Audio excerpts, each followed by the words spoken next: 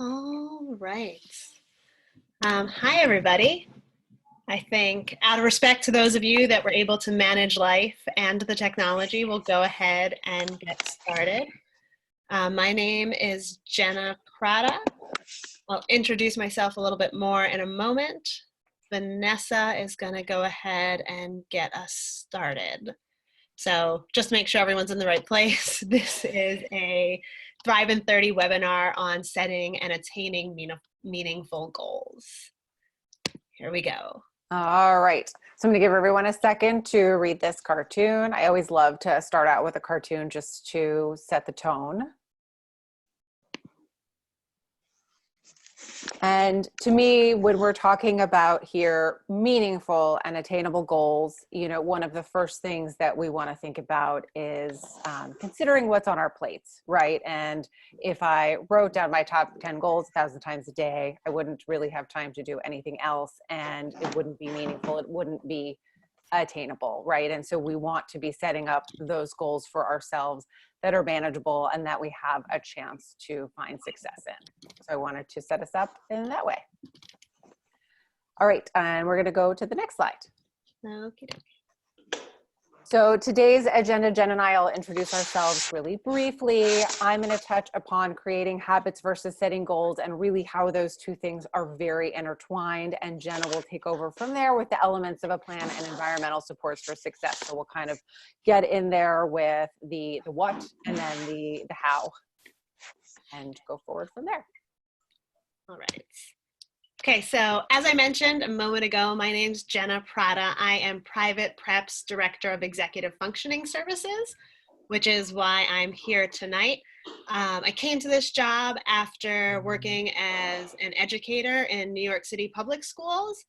I was a teacher, an assistant principal, and I also oversaw all of the behavioral and academic interventions in a 6 through 12 school.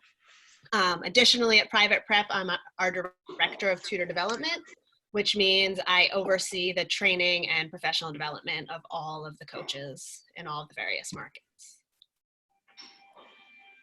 All right, and I am Vanessa Hughes. I am on today primarily in my role as Performance Prep Director. Performance Prep is our program dedicated toward mindfulness and test taking, and I really see the connection here because when we talk about mindfulness in terms of test taking, it's a lot about recognizing for our students those feelings of anxiety and those emotions, right? And creating those habits and often setting goals.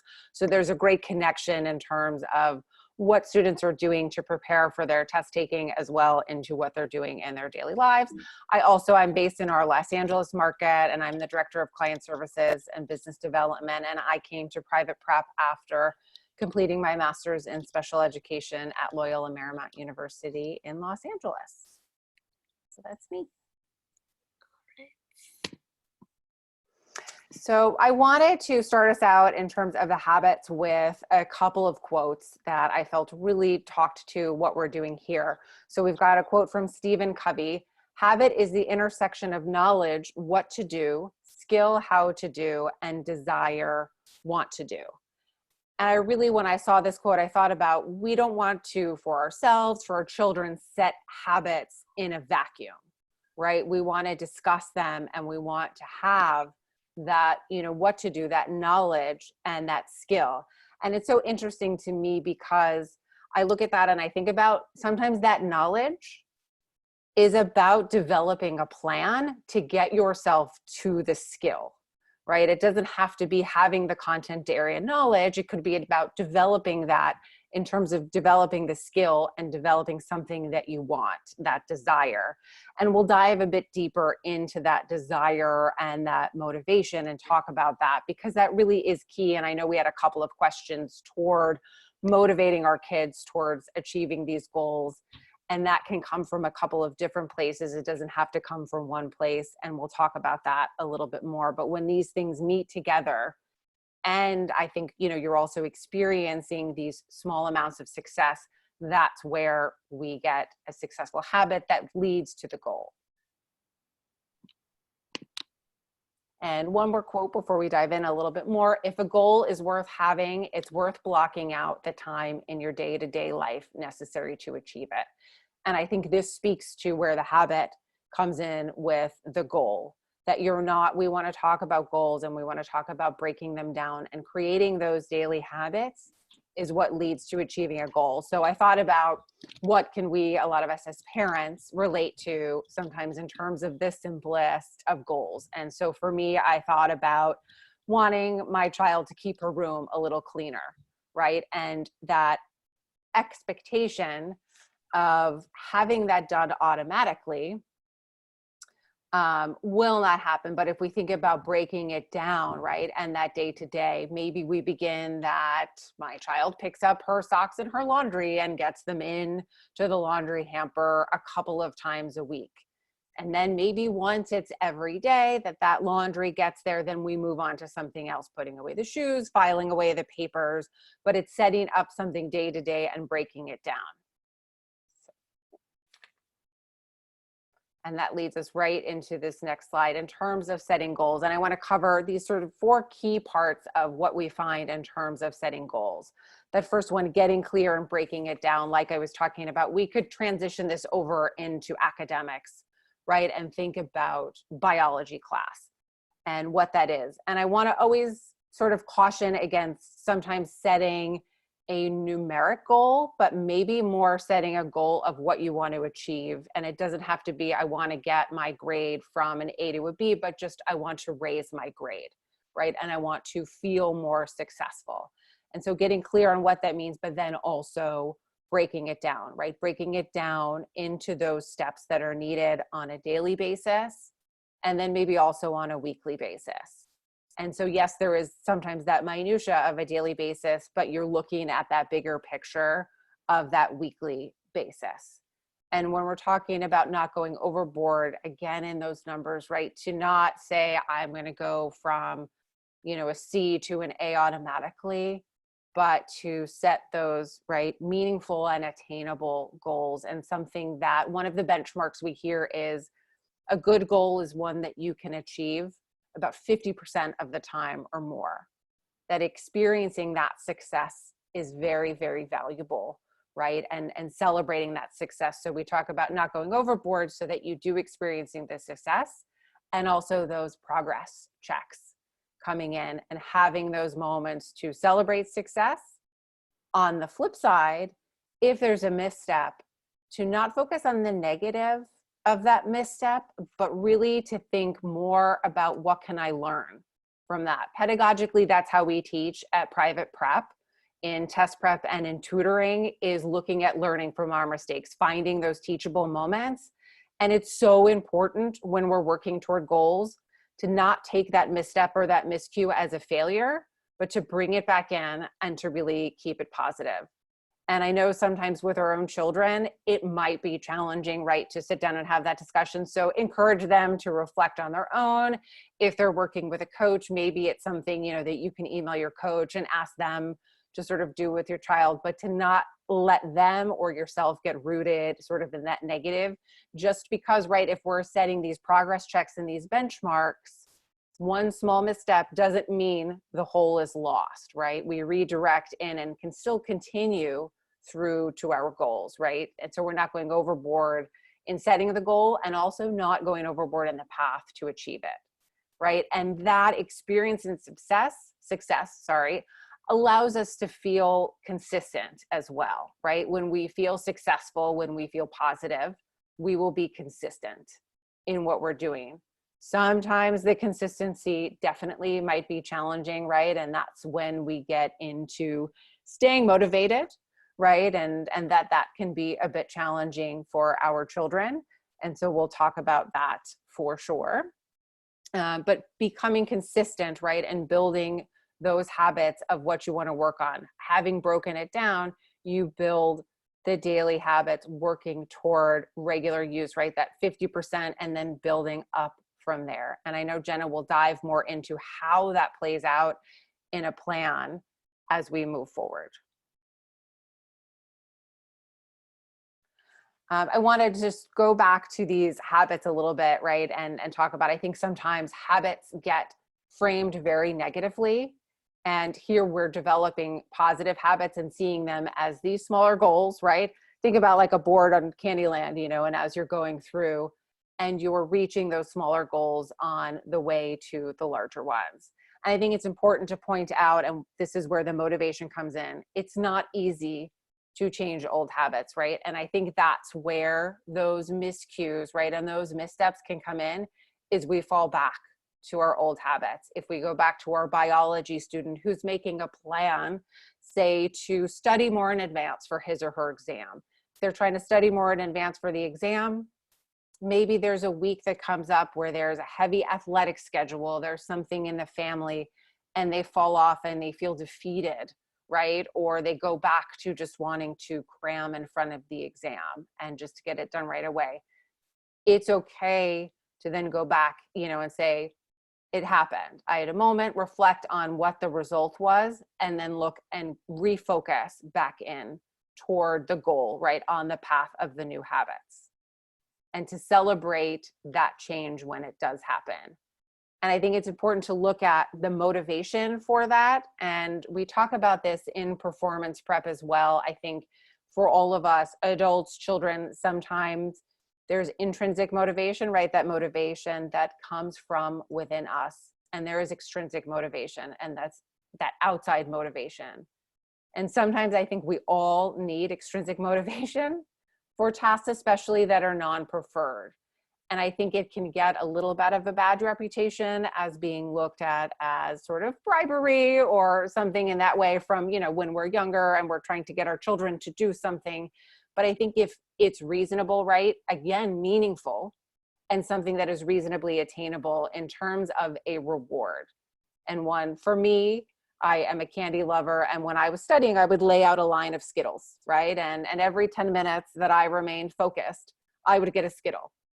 And it was something that was very small, but it was a habit that I built and it worked for me.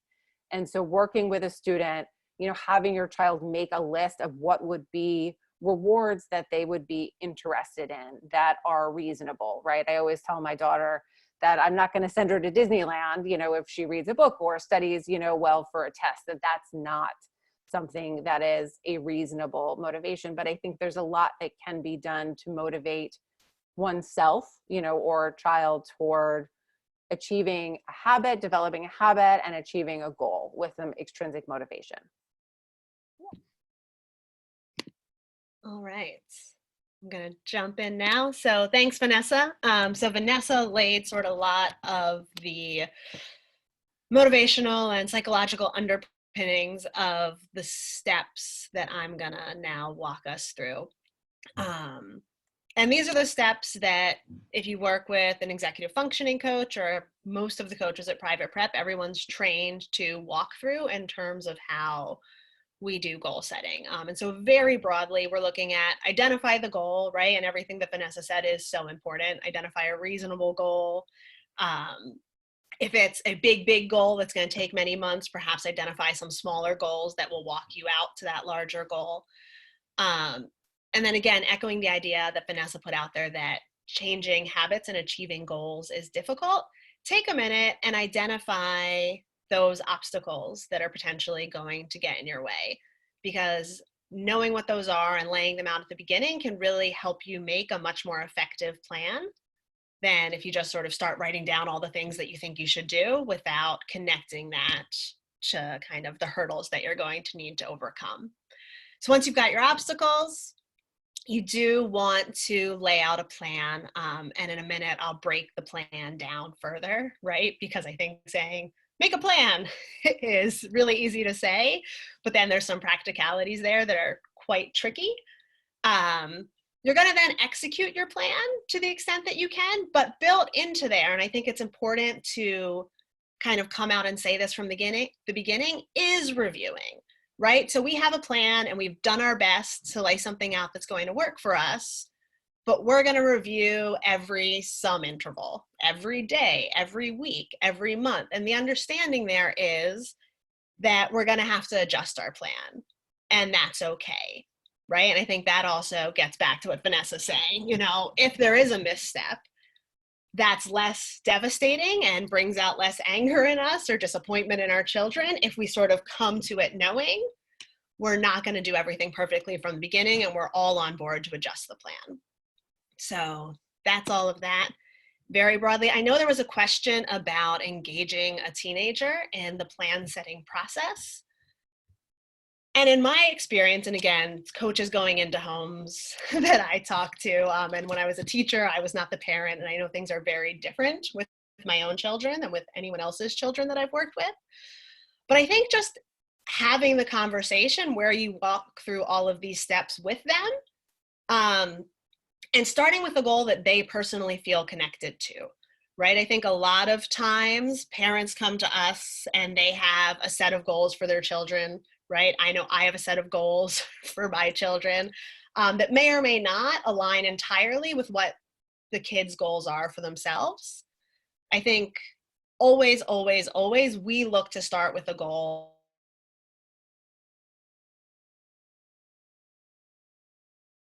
at least mildly bought into goal setting. Start with one that they're on board with and that they think matters, right? Because that's how you can build that motivation that Vanessa was speaking to. Yes. All right. So the plan. If we break it down, right? So I'm assuming you've already got your goal written out and your set of obstacles. And so the next thing to really think about are what are the environmental supports that you can put in place, right? And that can be any number of things, right? I've got written out here visual cues, right? So things like to-do lists and check boxes. And, if you want to get better at remembering to bring your book bag every morning, you just put it by the door and you trip over it on your way out, right? Alarms is one that I know many of us use as reminders to ourselves. And then building in accountability is an environmental support, right? And if you frame that from the beginning as a support with your kids and have a conversation about how are you going to be held accountable to this? Is it helpful if I'm involved? What kind of reminders can I give you? Let's agree on how often I can give them to you. If this kid is a part of that conversation, it becomes much less antagonistic, which isn't to say it will never be antagonistic, but we can minimize it by talking about it up front, and sort of if the student says, well, you can remind me once a month, and that is an unacceptable frequency to the parent, you can say, well, here's why I don't think that's a good idea, and kind of really engage in a conversation. And often students will see the logic in it and might come up with a different plan, but at least there's been a conversation, which can be really helpful. The other thing I want to say about environmental supports, ideally, any of those obstacles you listed in the beginning has a corresponding environmental support, right? So if we go back to Vanessa's biology student who wants to raise their grade, maybe, they're thinking that it's difficult for them to remember to turn in their homework, and that's part of why their grade isn't where they would want it to be. And so is there a visual sign that they make on their locker every day that just asks, did you turn in your homework, right? If they feel like they're not doing well on their tests because they're always surprised by the questions, then there should be a step in the plan that's I'll talk to my teacher once a week and ask what kinds of questions there might be, right? But that's where the obstacles become super valuable. And I think as far as the skills to learn, the reality is environmental supports can do a lot, but sometimes there's just a habit that we need to learn and we need to drill, and naming that and sort of owning like, this is the hard part. I have to do it and it is what it is and this is why I'm going to tackle it, is empowering. And also just saying that it's difficult makes it less frustrating for everyone when it is difficult, right? When we have those days where we stumble or we forget or whatever it is. And then lastly, and I think this is going to be kind of the end of what we've got prepared and we'll roll into questions. In terms of building motivation into a plan, that can also be super helpful to just say out loud, one, what are the natural reinforcers to accomplishing this goal? If I do this plan, if I execute it well, how is my life going to look different? How are things going to be improved? It might be natural reinforcers. I'll be less stressed, or I'll go to bed earlier. I will have a higher grade. I will argue less at home. There's a myriad of things, obviously, depending on the goal that could fit in. Having a conversation about incentives. If there's not enough intrinsic motivation, what are the incentives? And Vanessa already talked about that, so I'll move quickly. Talking about the measures. How are we going to define success, right? Is it I turned in my homework 7 out of 10 days, and then we can start to pull back some of those environmental supports? Do I need to turn it in 10 out of 10 days to feel successful?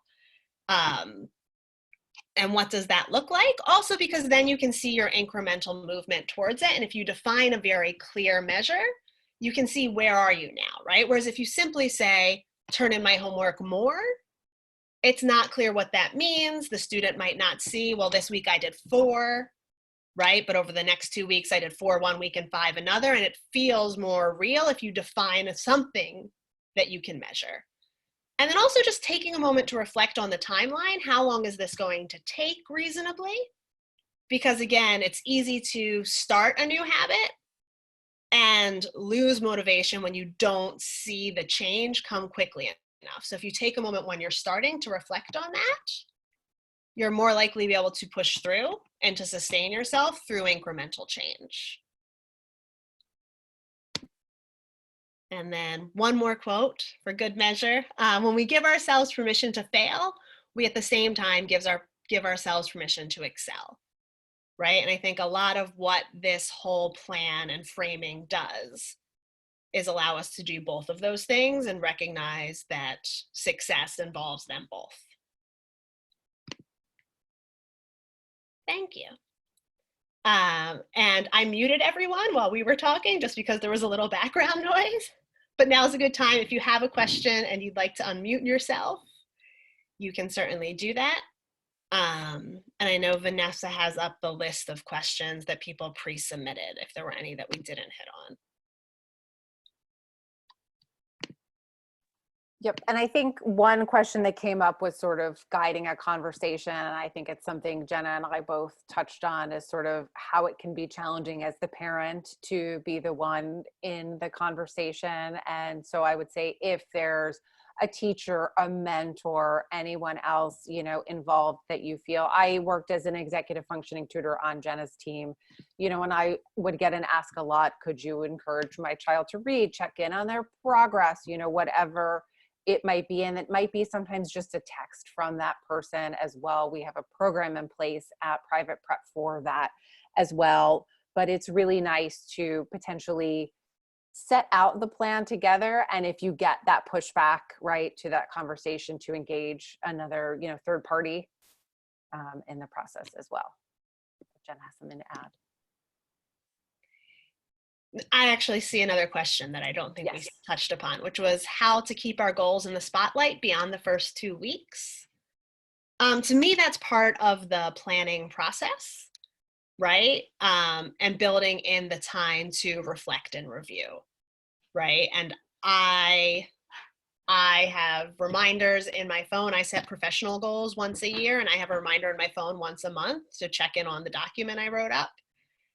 Otherwise, I absolutely would not do it. For daily goals, I keep a tracker that I fill out every night about, did I do each of those habits? So I think it's part of asking yourself that question when you set out to achieve a goal, right? Because depending on the goal, the answer is different.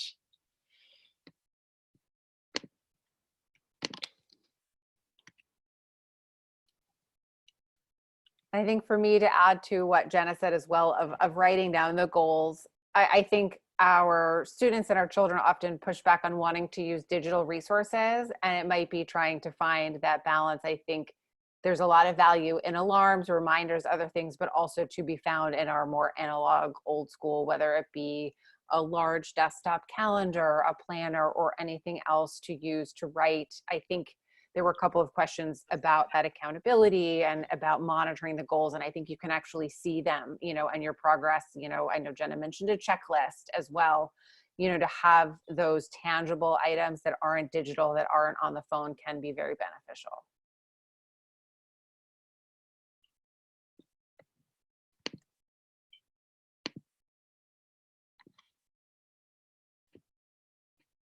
All right. If there are no more questions, I know there were a good number of other questions that were submitted that weren't addressed during this webinar, and that's because we sort of deemed that they were not directly related to the topic that everyone signed up for, but we definitely want to help people out with the questions that they have that we can answer. So Vanessa or I or a director from Private Prep will plan to follow up sometime in I'm going to say about the next week, right? So please give us a little flexibility, but know that we have all those and we do want to reach out. And if any of the ideas that we brought up today were things that you were excited about, definitely, again, feel free to reach out to us directly or to a director that you know, and kind of express that enthusiasm and let us know how we can help you follow up. Thank you guys so much for the time, putting in the effort, making these slides. We'll share all of this in a recap email too, and hopefully the video as well. Hopefully. If it works. Thank you, everyone. All right. Thanks, everybody. Night, Thanks, night. guys. Bye. Bye.